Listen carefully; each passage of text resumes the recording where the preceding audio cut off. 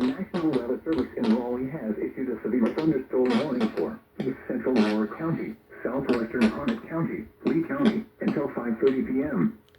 At 4:39 p.m., severe thunderstorms were located along the line extending from 8 miles southwest of Sanford to 13 miles east of Carthage to 6 miles northwest of Polk Air Force Base, moving northeast at 20 miles per hour. Hazard, 60 miles per hour wind gusts and penny-sized hail. Source, radar indicated.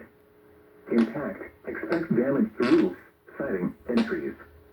Locations impacted include Sanford, Broadway, Cameron, Olivia, Pineview, Lemon Springs, Gum Springs, Comet, Timberlake, and Seminole.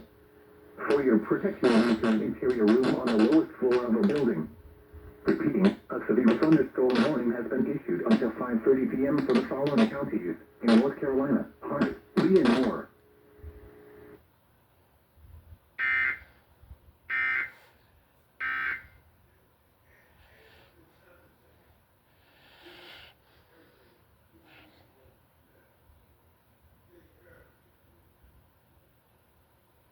Eyes in me and I in him. He continues on, and you'll live forever.